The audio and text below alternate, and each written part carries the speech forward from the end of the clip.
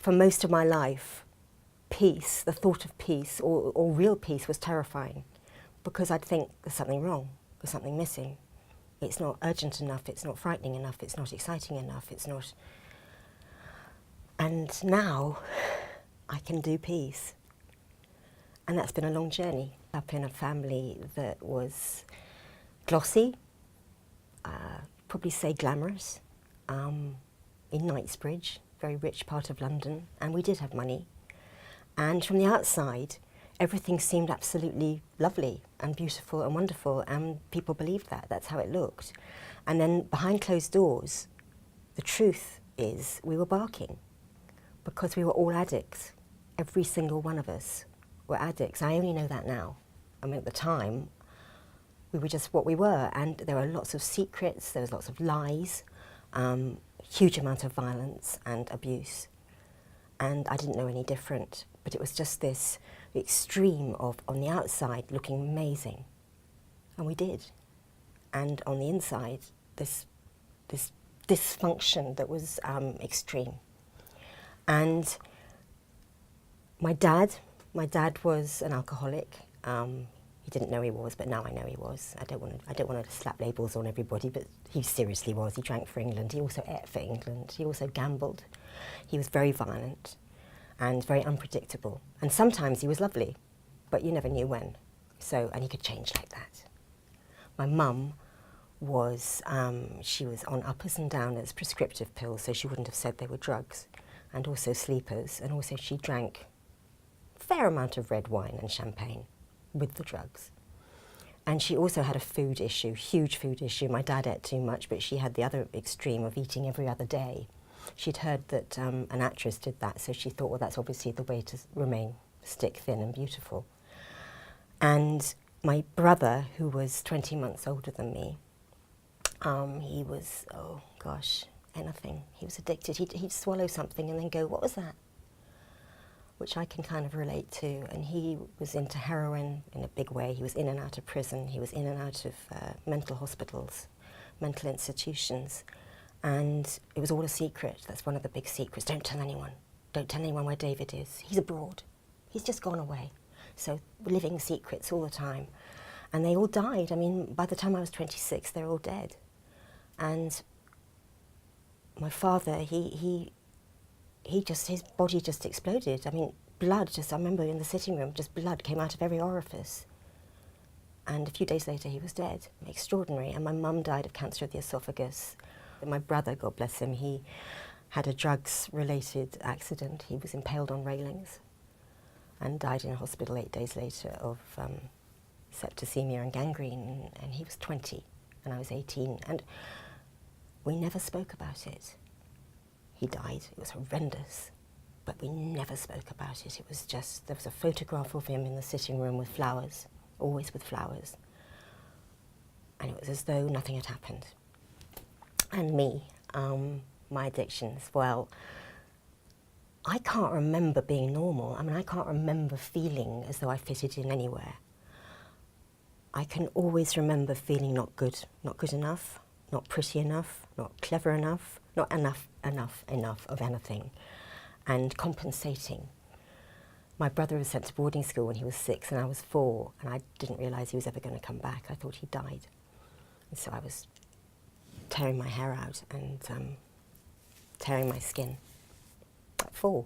And then later on, I was smoking from the age of 9, and by 12 I smoked every day. I don't anymore. Fear. There's a lot of fear in my family, and there was a lot of fear in me. It's almost like I was plugged into fear as my main energy. And so I could feel fear on a very deep level, but also on a very everyday level. Everything was frightening. And I, in the end, honestly, I mean, I was using, you name it, everything was an addiction. So it was a bit like cooking with 4 saucepans and 3 lids. You know, you just move the addictions around. I mean, not consciously. I didn't know I was doing that, but it was just to deal with life. And so there was food. I was dangerously anorexic 3 times. A lot of bulimia was going on. Actually, I remember at sort of 3, 4 years old, making myself sick. it somehow made me feel better. And then later on, after that, drugs, big time. I mean, I remember when my brother died, because he didn't die literally of an overdose, but it was drugs related. He was off his head, basically. I remember thinking, okay, I'm never going to touch heroin. I'll be all right. So I just did everything else, big time. And meanwhile, I had a really good acting career going. I was an actress for 18 years, and it was good. When I say good, I wasn't famous, didn't want to be, but I was working regularly, and that to me is a successful actor. And I killed off my career, really, because gradually I couldn't stay off the cocaine, and my life just kind of started disappearing. My love for life disappeared, my love for acting disappeared. As I didn't get the jobs, I sort of covered that up by thinking, I don't want to act anymore anyway. I did, but everything was covered, everything. I lied to myself a lot. I had my daughter, who still is, but was the light of my life, but I couldn't stop. I couldn't stop behaving the way I was behaving. And so what happened then was that slowly, slowly, my drinking just became horrendous. I could hold off during the day, I could hold down a job. I was what they call a functioning addict. But at night, 3 bottles of cheap red, 40 fags, no problem. Send her to bed. You've got to go to school in the morning. Have you done your homework? Go to your room. Get her out of the way so that I could drink. And I hated it. I knew what I was doing by then. I knew it was wrong. I knew it wasn't normal. And also I wasn't going out with people drinking. This was on my own. And it wasn't doing anything apart from making me feel more depressed. And what I hadn't understood was that alcohol's a depressant. So I was medicating with a depressant my depression. And I wanted to kill myself. And the suicide thoughts were massive and very regular. And I started planning how I was going to do it. And the most important thing about this, and I have to stress that it was real. It wasn't a cry for help. This was really meant to work. And the biggest, most important thing about it was making absolutely certain that my daughter would never know that it was suicide, that it would look like an accident. And it was just, you know, constant. It was just, when are you going to do it? When are you going to do it? I was thinking, well, I'll wait for her GCSEs, get through the exams. Oh, what a way to live, you know? But that's how I was living. And one night, what happened was I received, I call it the gift of desperation. The gift of desperation being a hideous gift, really nasty at first, and it's like a kick in the head. And I can look back and know what it was. It was this deep, deep, deep urge in my spirit to reach out for help. I knew I couldn't go on. And I knew that I kind of couldn't do it by myself. And so I remember passing out, kind of, you know, with my face on my hands at the kitchen table after, you know, 2.5 bottles of red, and waking up sort of, my daughter was away. She was definitely away when this happened. And I woke up about 6 in the morning, still drunk, and I sort of got up and staggered over to a mirror. And I looked in the mirror. My face was all kind of squashed like this. It looked awful, partly because of sleeping night and partly because of what I looked like anyway by then. And I just saw this kind of squodgy white potato with these 2 little burnt raisins for eyes looking at me, and it wasn't me. I couldn't see me, because I'm quite a vital person. And there was just no one in there, apart from fear. And the interesting thing was that I spoke to myself, and the voice that came out of me was completely sober. And I said, you're going to AA. And I answered, I was dribbling drunk, and I went, right, I will then, yes. And I burst into, and I did. I went to AA. I obeyed. I mean, I never obeyed. And just people, just friendly people. I mean, who did they think they were coming up to me going, how are you? You're all right. I go, I'm all right. What of it? So angry, so challenging, so full of me. My ego was like the size of the moon, you know, and my self-esteem was the size of a gnat. A really weird juxtaposition, and everything was extremes. And I realised slowly, I learnt a lot. I mean, I learnt so much in AA, and then later I went to NA, where I really kind of found people, Narcotics Anonymous, I found people that I could really resonate with, slightly different energy.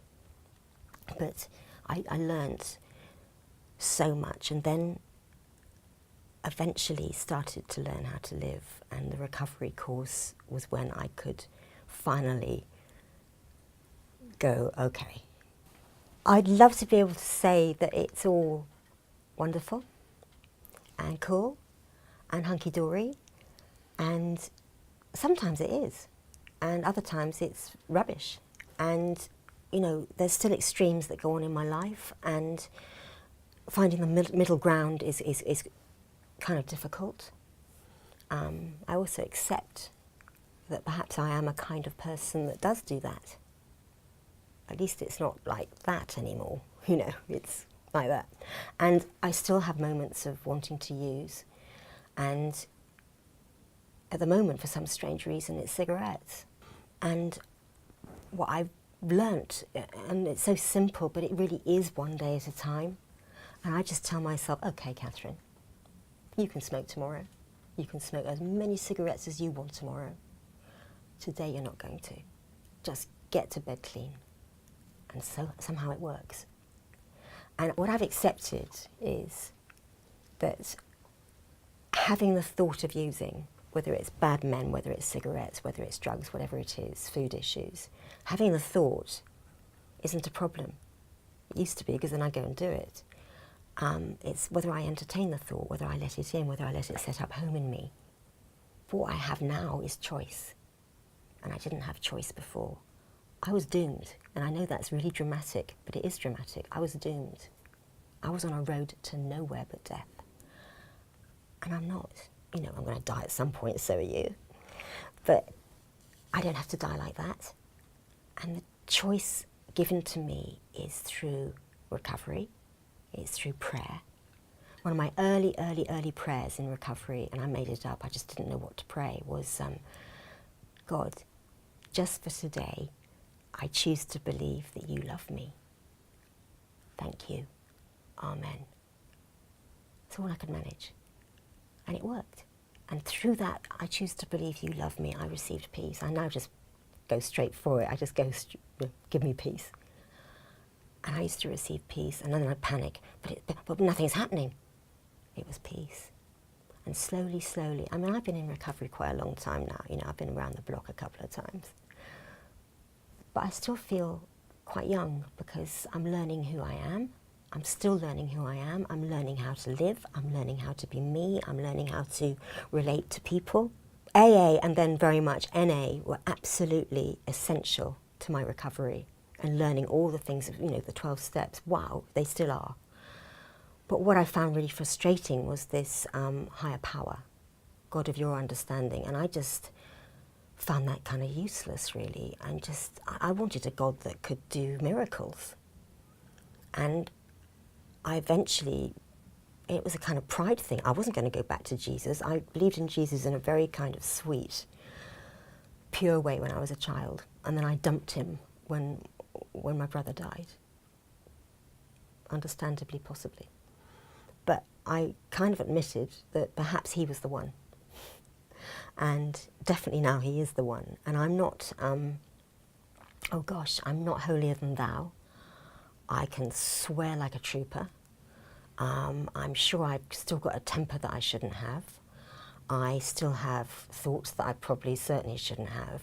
But I completely believe in him. And I know, looking back, I know that time in the mirror, when I said to myself, you're going to AA, I know that was Jesus. didn't then. But I know it was him, and that's why I obeyed. My spirit obeyed. I could go on and on about Jesus for quite a long time. I'm not going to. But he's okay. Thank you.